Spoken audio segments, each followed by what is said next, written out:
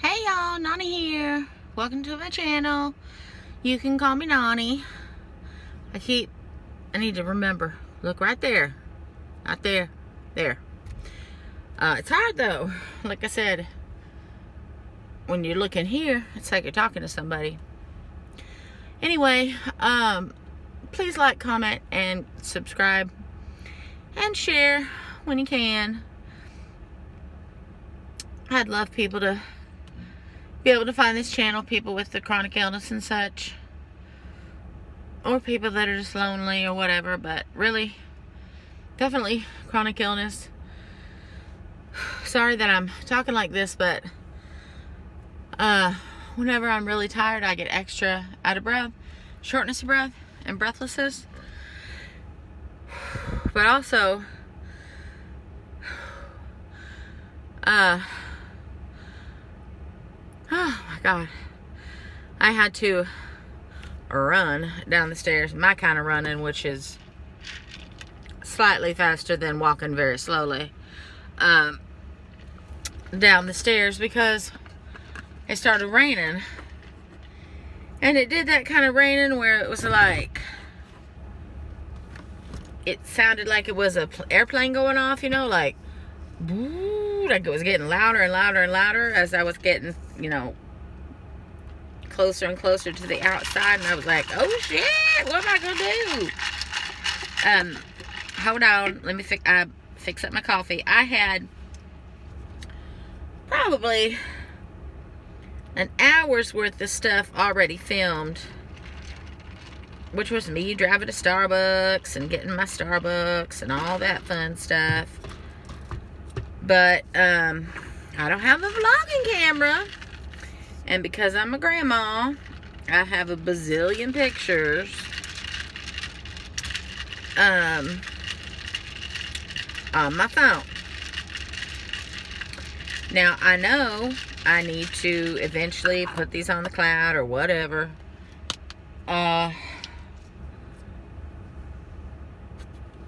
And then get them off my phone. But I have such a hard time getting rid of pictures of my kids or my grandkids on my phone. It just feels wrong. Feels like I'm plucking a flower out of the grass and it's just going to start wilting. You know what I mean? Does anybody else have that feeling? About deleting pictures of their kids or their loved ones? I don't know. I guess it might just be a weird thing of mine, but anyway, let me shake her up. Shake that jelly bean, shake that jelly bean. Okay. I don't have any sugar. Like, you can't add sugar crystals because it's just going to go to the bottom. You're never going to taste it. But I have sweetened this. It's my favorite creamer in the world, y'all. I used to love that cinnamon stuff. But when I got my small fiber neuropathy, it started tasting too strong. Too cinnamony. Ooh, I drank that. Oh, I love that stuff. It was so good. But now, I just drink this Italian sweet cream coffee mate. I've got to start drinking the sugar-free shit. But let me get through the sugar. I got 2 more full bottles of this stuff. Anyway, I dragged this into the car to put into here. And now she's the perfect sweetness. And then, of course, I had to get my Cheez-Its, y'all, my extra toasty. Have y'all had these? Have y'all tried these extra toasty Cheez-Its? Now, my daughter does not like these. Easy. I don't know why. These are the best. But one of my really good friends also loves them. So, anyway. Hey, girl, miss you. Anyway, so... And then I got myself a bottle of water. I had to run my husband's... Oh, this is everything y'all missed on the video that I had to delete. Because I don't have a vlogging camera. Someday I shall get one. But I was talking about how I had to get something to eat so I could take my pills. So I did go ahead and take my pain patch. And because it's still there, I can't do anything else. I can't take my other pills until that thing is dissolved. And there's quite a bit of it there. So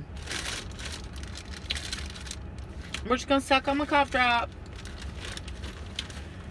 And probably have ourselves a cry. Because what I was saying was,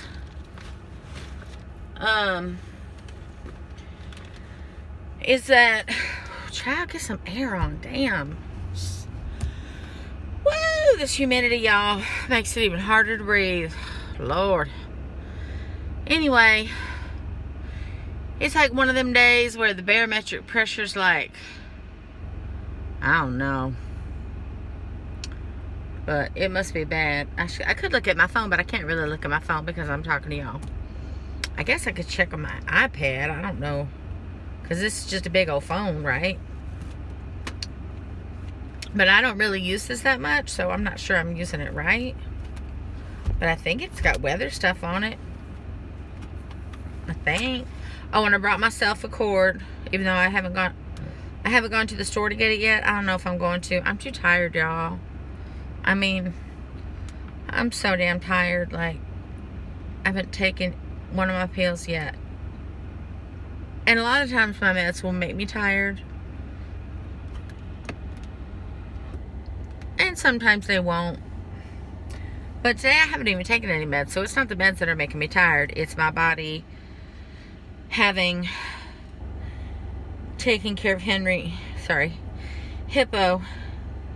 and Hopper. That's making me tired. I'm trying to find if there's a weather app on here. Is there a weather? Weather? I don't see no weather.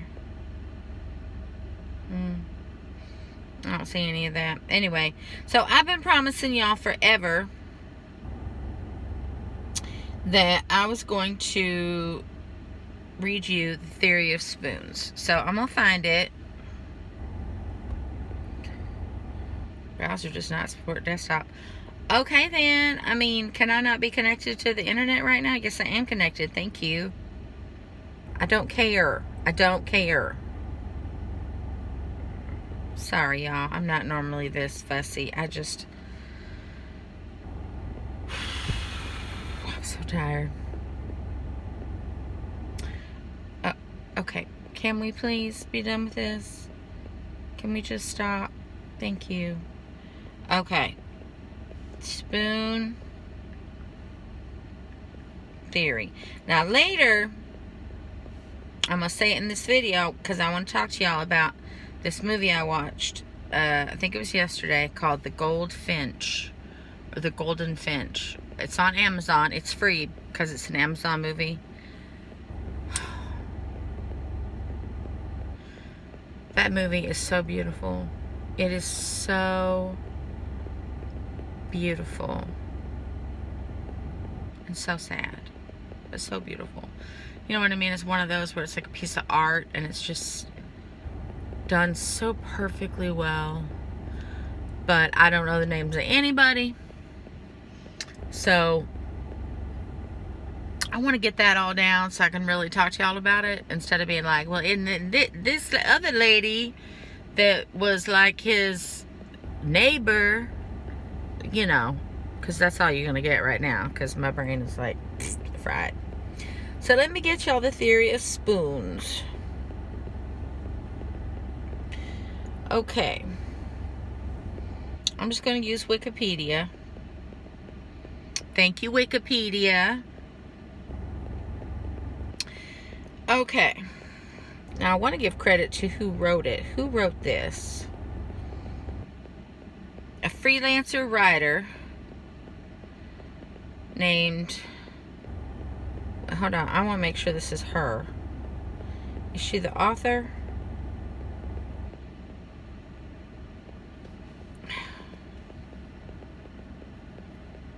Why doesn't it say who the author is? They should just put it right up here. The term spoons in this sense was coined by Christine Mizzarandino in 2003 in her essay. So this was written by Christine Mizzarandino in 2003 in her essay called The Spoon Theory. Some people also call it the theory of spoons. So I'm reading the Wikipedia here, and it says, the spoon theory or spoon metaphor is a disability metaphor for a combination of ego depletion, fatigue, and other factors.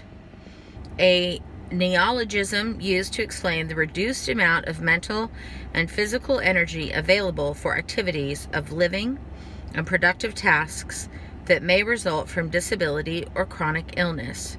Spoons are a visual representation used as a unit of measure in order to quantify how much energy a person has throughout a given day. Each activity requires a given number of spoons, which will only be replaced as the person recharges through rest, which for me is like the next day. But I don't always get my spoons back. A person who runs out of spoons has no choice but to rest until their spoons are replenished. So, but what I want to read to you is the essay itself. So does it have the essay in here?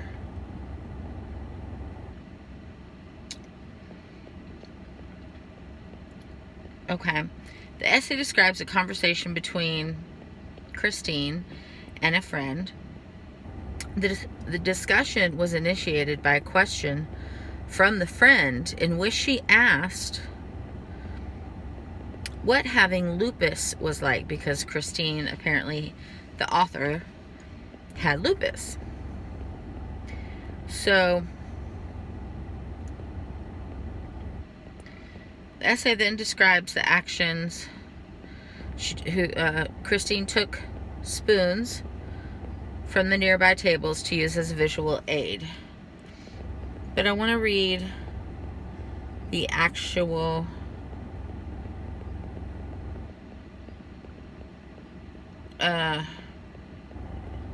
spoons. The spoon theory. Okay, here it is. Okay. It's a long one, y'all, so stick with me here. Okay, well, I don't even know. Okay. The Spoon Theory by Christine Mizzarandino. My best friend and I were in the diner talking, as usual.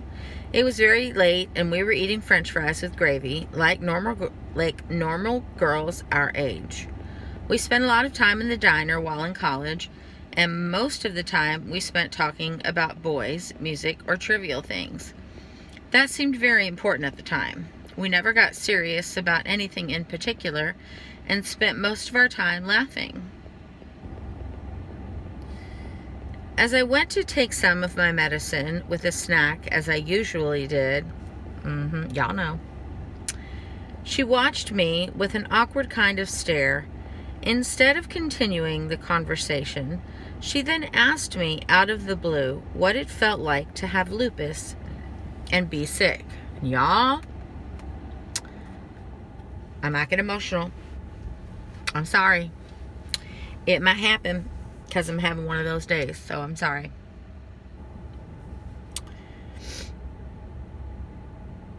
Okay.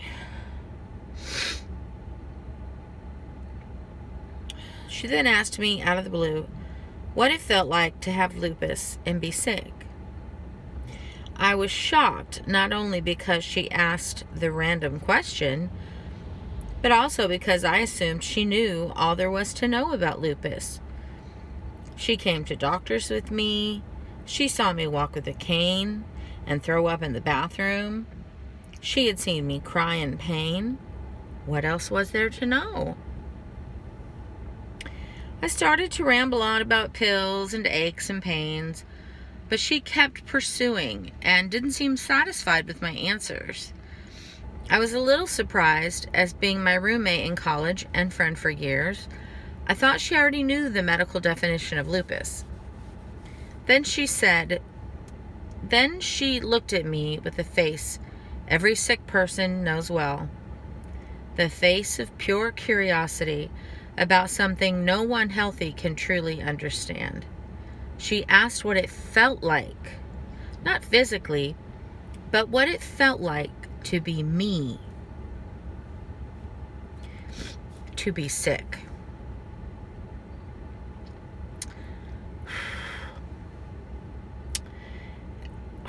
Man, this is hard, y'all.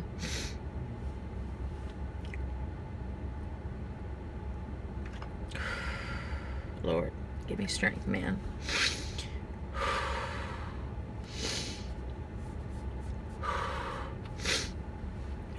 Okay. You got this. You got this. You also got lots of toilet paper dust. Okay. Woo, you got this, girl. Okay. As I tried to gain my composure, I glanced around the table for help or guidance, or at least stall for time to think. I was trying to find the right words. How do I answer a question I never was able to answer for myself? Excuse me, sorry. So sorry. Excuse me. Oh, Lord. Okay. I was trying to find the right words. How do I answer a question I never was able to answer for myself? How do I explain every detail of every day being affected and give the emotions a sick person goes through with clarity? I could have given up, cracked a joke like I usually do, and changed the subject, but I remember thinking, if I don't try to explain this, how could I ever expect her to understand? If I can't explain this to my best friend, how could I explain my world to anyone else? I had to at least try. At that moment, the spoon theory was born.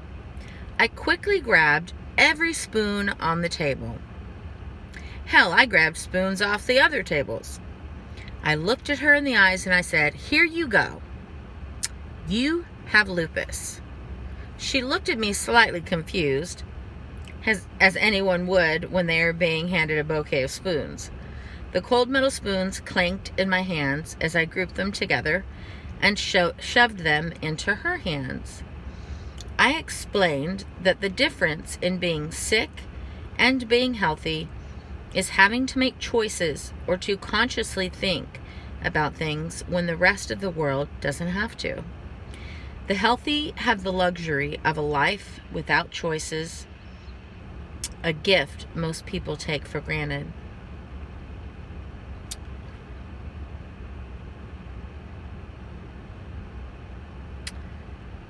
Most people start the day with unlimited amount of possibilities and energy, except for new mamas, we know that.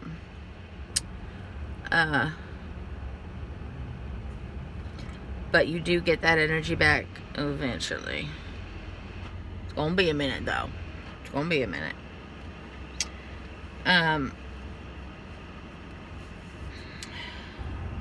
Most people start the day with unlimited amount of possibilities and energy to do whatever they desire, especially young people.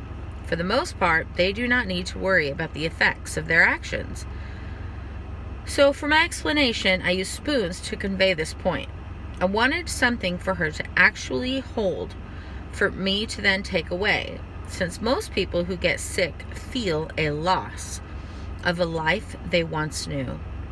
If I was in control of taking away the spoons, then she would know what it feels like to have someone or something else, in this case lupus, being in control. Woo! Got to turn up that air conditioner, y'all. I got blasted. Here we go.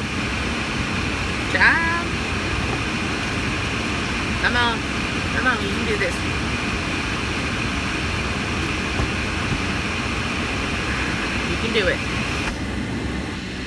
Girl, what the hell? Oh, sorry. Okay. Sorry. This story never ceases to make me emotional because it is so real. So I'm doing the best I can, y'all. Okay. She grabbed the spoons with excitement. She didn't understand what I was doing, but she is always up for a good time, so I guess she thought I was cracking a joke of some kind, like I usually do when talking about touchy topics. Little did she know how serious I would become. I asked her to count her spoons. She asked why, and I explained, excuse me,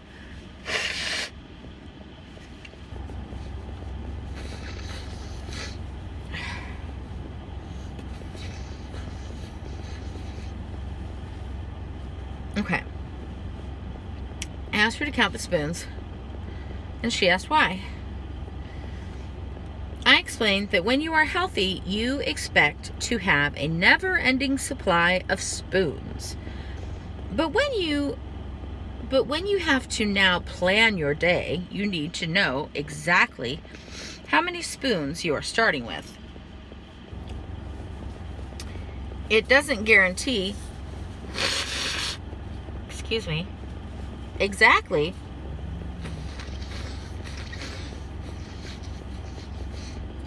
so sorry. Okay, I explained that when you are healthy, you expect to have a never-ending supply of spoons. But when you have to now plan your day, you need to know exactly how many spoons you are starting with. It doesn't guarantee that you might not lose some along the way, but at least it helps to know where you are starting. She counted out 12 spoons. She laughed and said she wanted more.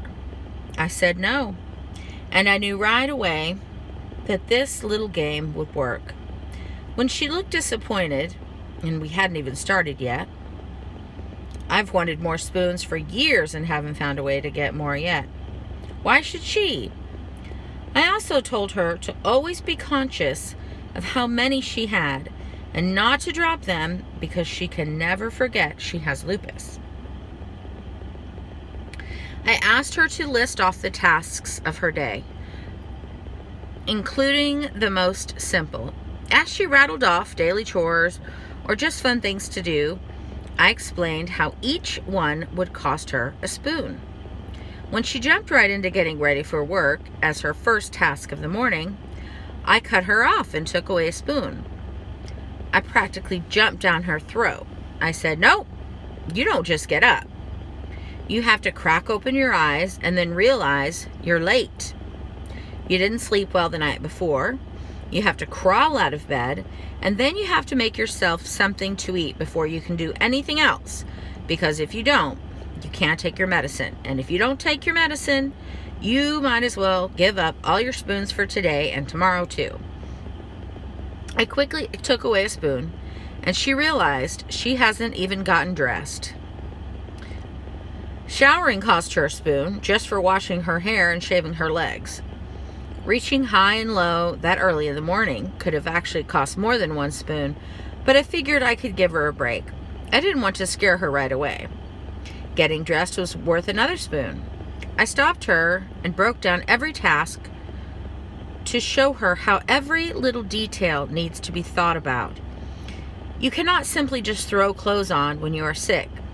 I explained that I have to see what clothes I can physically put on. If my hands hurt that day, buttons are out of the question. If I have bruises that day, I need to wear long sleeves. If I have a fever, I need a sweater to stay warm, and so on. If my hair is falling out, I need to spend more time to look presentable. And then you need to factor in another 5 minutes for feeling badly that it took you 2 hours to do all of this. I think she was starting to understand when she theoretically didn't even get to work. and she was left with 6 spoons. I then explained to her that she needed to choose the rest of her day wisely, since when your spoons are gone, they are gone. Sometimes you can borrow against tomorrow's spoons, but just think how hard tomorrow will be with less spoons. I also needed to explain that a person who is sick always lives with the looming thought that tomorrow may be the day that a cold comes, or an infection, or any number of things that could be very dangerous. So you do not want to run low on spoons, because you never know when you truly will need them. I didn't want to depress her, but I needed to be realistic, and unfortunately, being prepared for the worst is a part of a real day for me. We went through the rest of the day, and she slowly learned that skipping lunch would cost her a spoon, as well as standing on a train, or even typing at her computer too long. She was forced to make choices and think about things differently. Hypothetically, she had to choose not to run errands so that she could eat dinner that night. When we got to the end of her pretend day, she said she was hungry. I summarized that she had to eat dinner but only had 1 spoon left. If she cooked, she wouldn't have enough energy to clean the pots. If she went out for dinner, she might be too tired to drive home safely. Then I explained that I didn't even bother to add into this game that she was so nauseous that cooking was probably out of the question anyway. So she decided to make soup. It was easy. I then said it was only 7 p.m. You have the rest of the night, but maybe end up with 1 spoon, so you can do something fun, or clean your apartment, or do chores, but you can't do it all. I rarely see her emotional, and so when I saw her upset, I knew maybe I was getting through to her.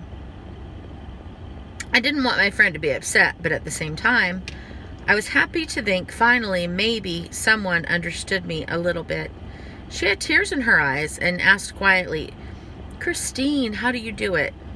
Do you really do this every day?" I explained that some days were worse than others.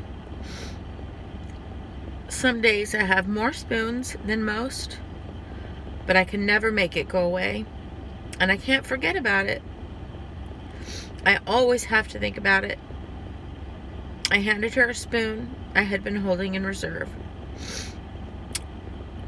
I said simply, I have learned to live life with an extra spoon in my pocket in reserve. You need to always be prepared. It's hard. The hardest thing I have ever had to learn is to slow down and not do everything. I fight this to this day. I hate feeling left out, having to choose to stay home or to not get things done that I want to. I wanted her to feel that frustration.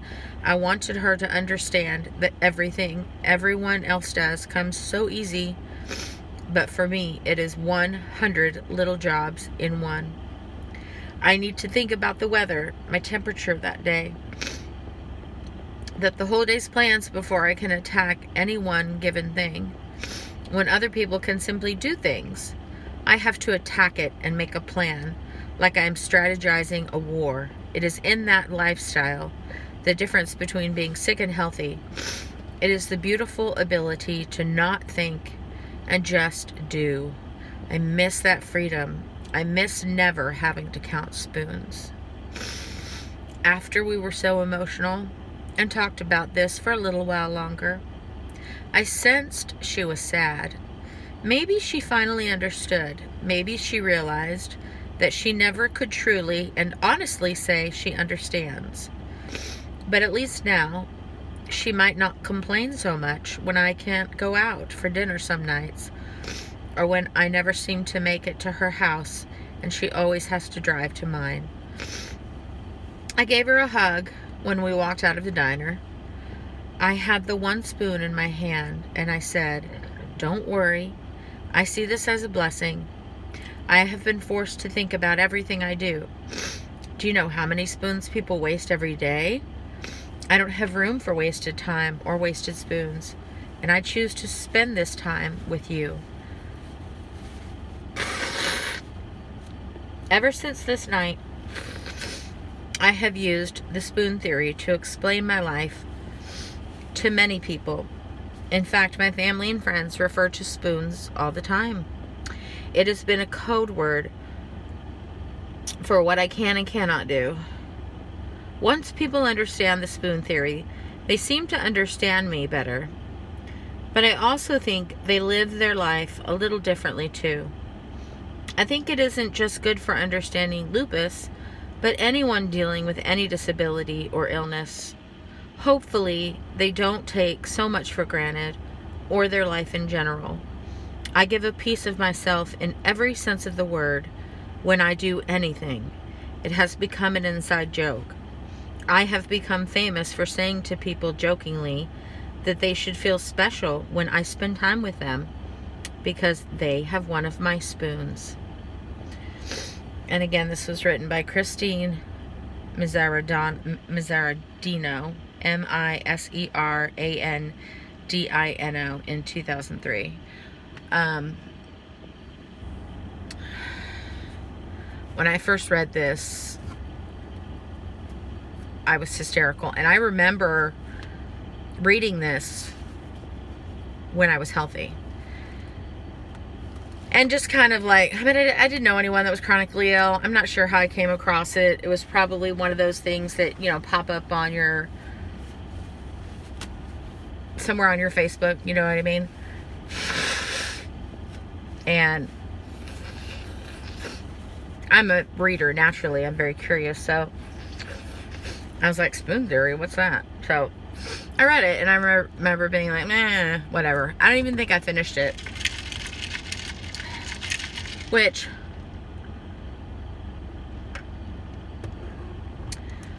is just naturally how anybody,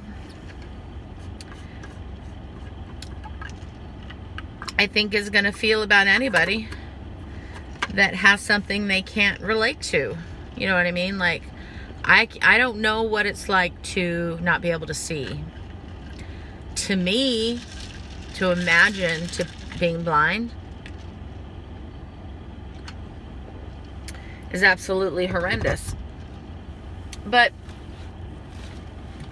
millions of blind people live quite happy, fulfilled lives, you know, because they've adapted, and they found a way.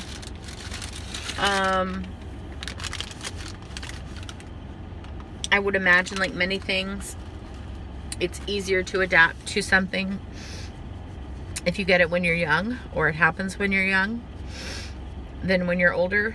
Like, you've lived, like for me, I lived 45 years of a healthy life. I mean, I was overweight, but I had no health problems. Even from being overweight, I had no health problems.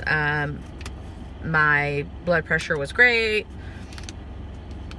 Heart rate, great. Actually had the heart rate of an athlete, which I thought was hysterical. But turns out that comes with the thyroid issues that I have. So, but I mean, it's better than having a high heart rate, you know. So,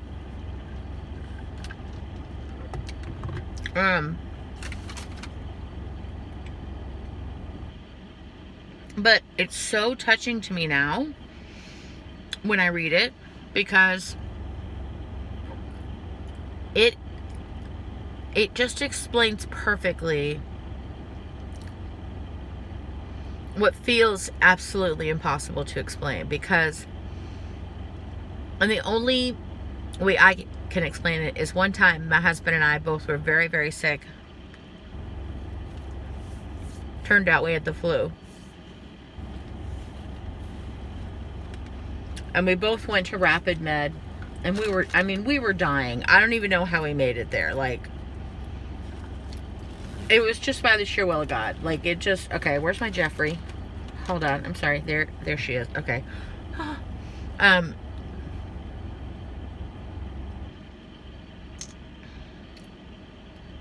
can't find my chapstick, so.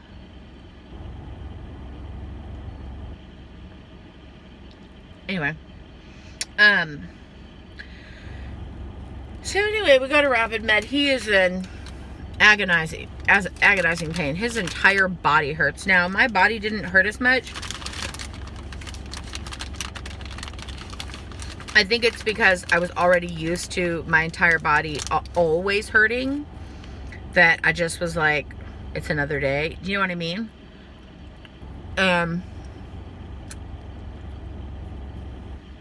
It's kind of like when you first wear contacts, you're like, ah! And then you get used to it. You know what I mean? I mean, for me, it's not fun. But I've gotten used to being like a level 6 or whatever. Okay. I got used to being like a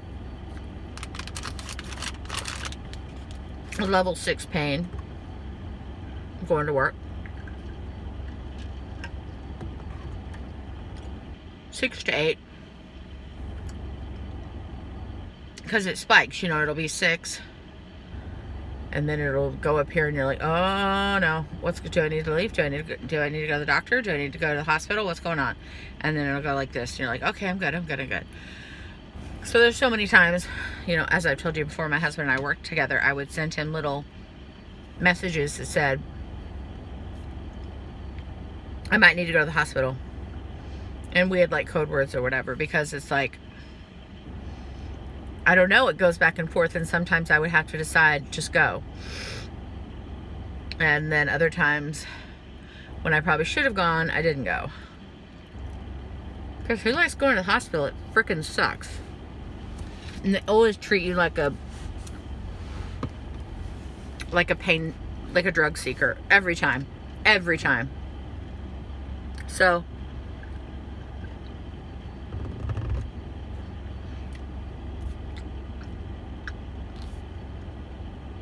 I went a lot for my foot when that first happened, but I never asked for pain meds.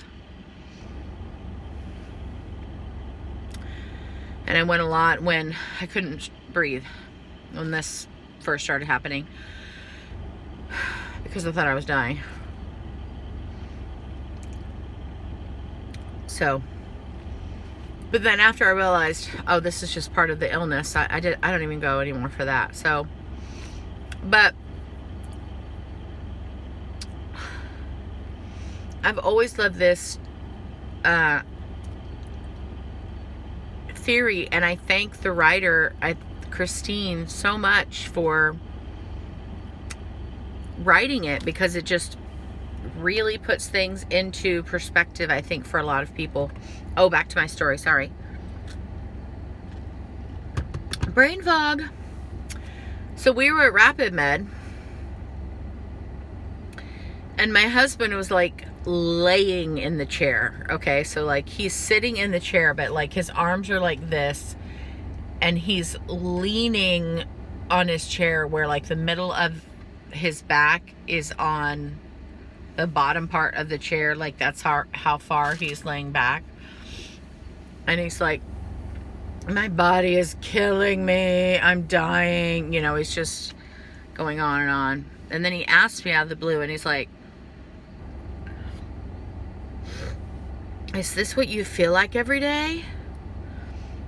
And I was like, yeah, I do. Because, you know, I wasn't reacting too much to it. Like, I knew I had the flu. I knew what I had was just ramped up. It definitely makes it 1,000 times worse. But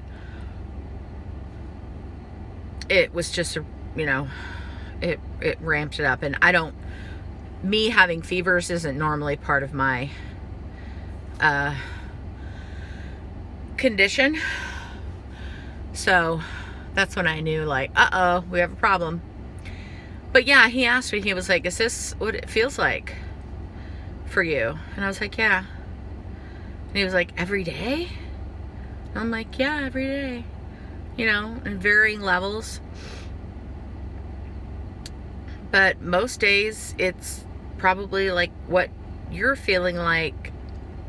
It's just that when it first started out, I was like, oh, holy shit, I'm dying. And a few years later, you're like, oh, I'm not dying. I just have a chronic pain condition.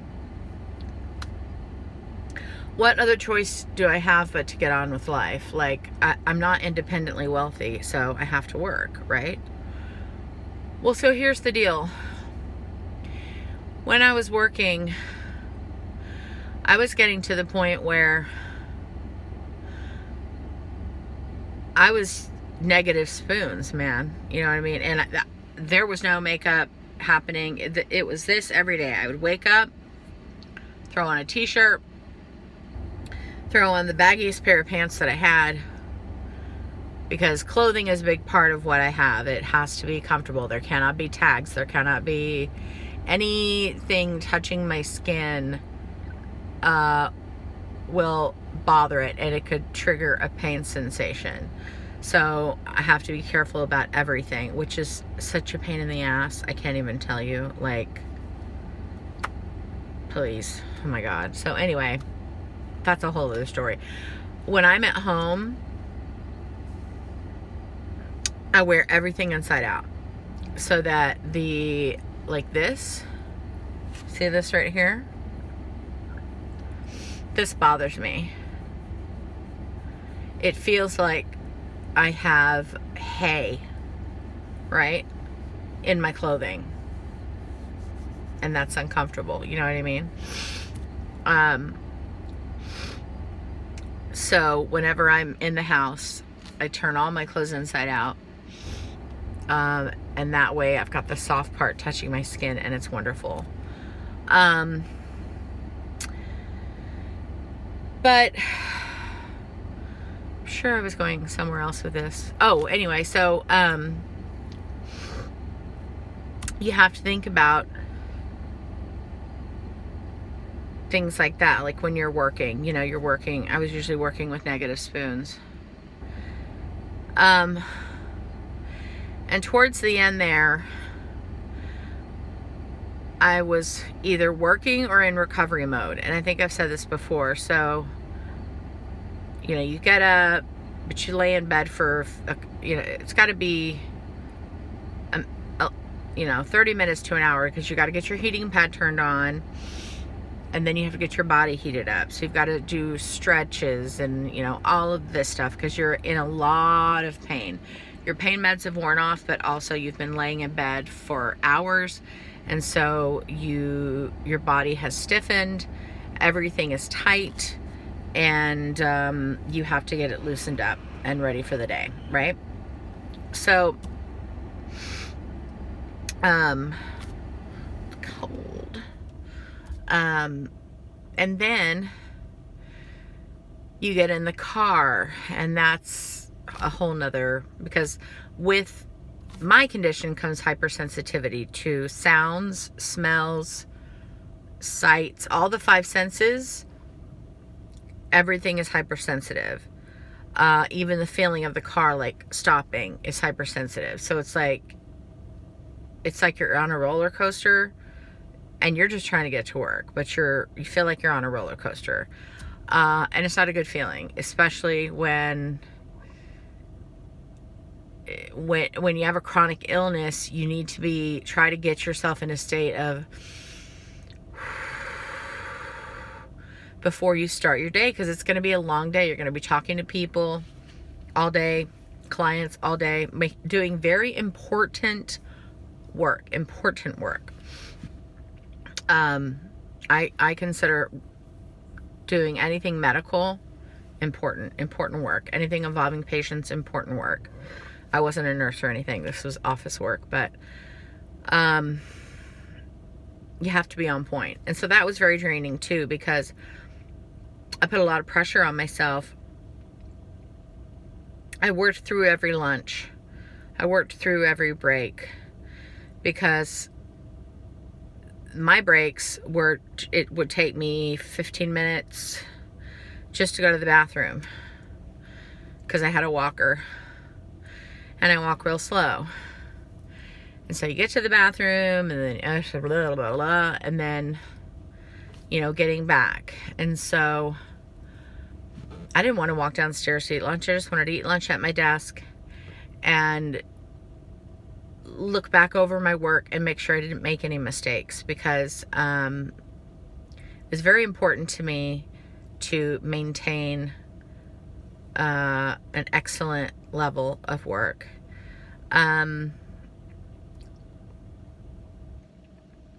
And then it was recovery, nothing but recovery on the way home. Another horror show driving home. I mean, drivers in Texas, it's like they're all trying to kill you. You're on the road and everyone's trying to kill you. At least that's what it feels like to me. So you get home and the rest of the night is recovery mode. You're getting all your heating pads together.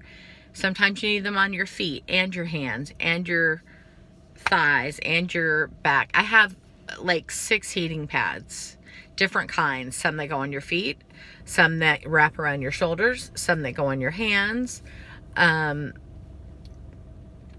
several of the same kind to go on my stomach or my back, upper back, lower back. I have like 3 TENS units. I have a back brace. I have a neck brace. Another day I'll talk about all the little extras and all the little things you have to have. But this was all the stuff I had to do in recovery mode. So in that time between Monday through Friday, there's no life. And so you think, okay, well, life will come on the weekends. And for a while, I had that on the weekends. Now, my life, what I meant was, consisted of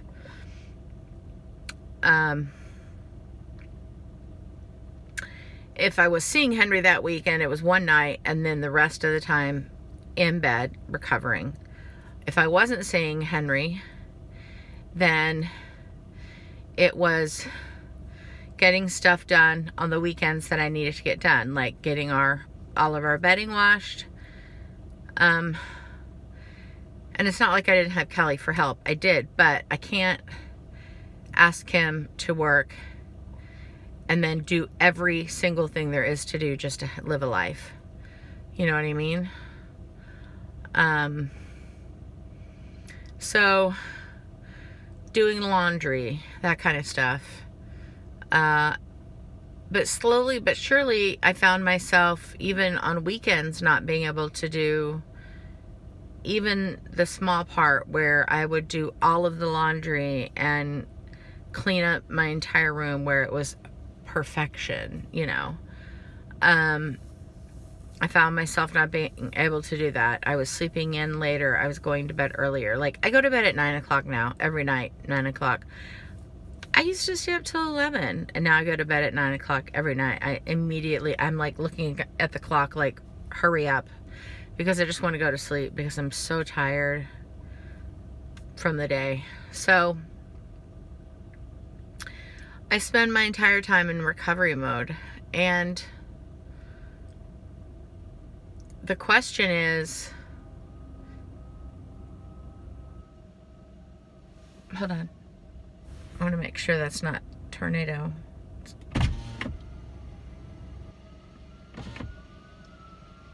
No. Okay, sorry. So let me turn her car off. So, anyway, so, then you have to think about,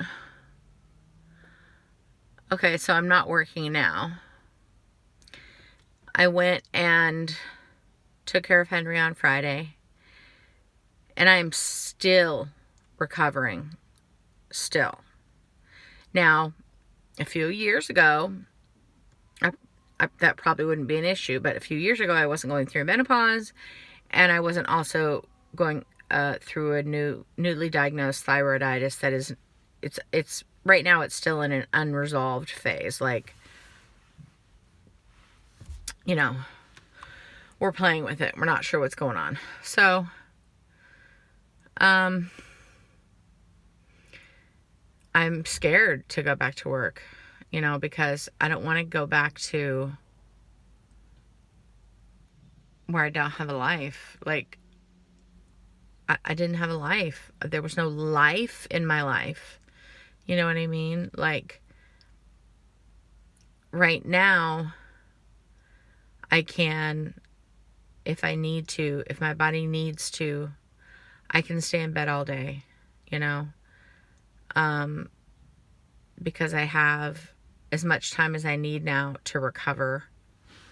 If I want to get up and do just a couple of things and then go right back to bed, I can. You don't have that option when you're working a full-time job. You know, you just go work and then you come home. Like, spoons gone. All of your spoons gone. You've spent all of your spoons on your, what turns out to really be a 9-hour workday.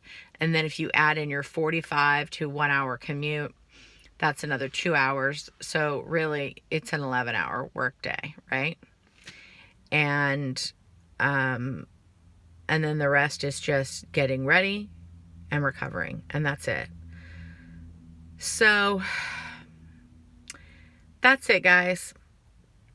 That's the spoon theory. That's what I wanted to share with you. That is a look at a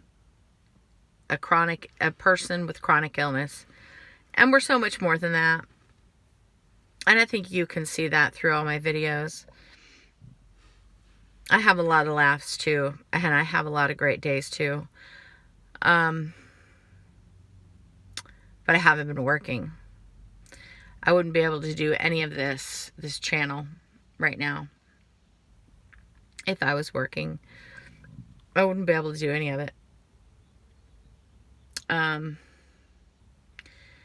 I just don't know if I'm capable of going back to a life that doesn't have life in it, you know? So,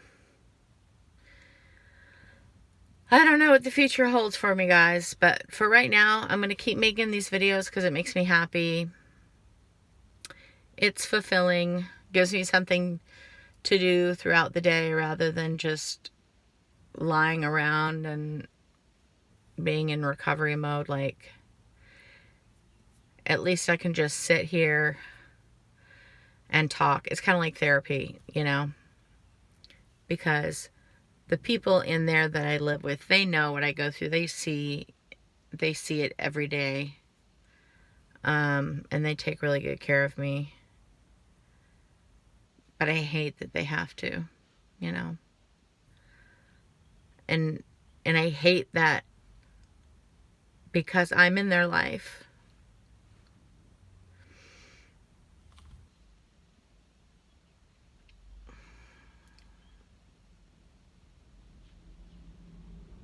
That this has become a part of their life too, being a caretaker. And that's a whole nother subject that I want to talk about, is caretaking, being a caretaker.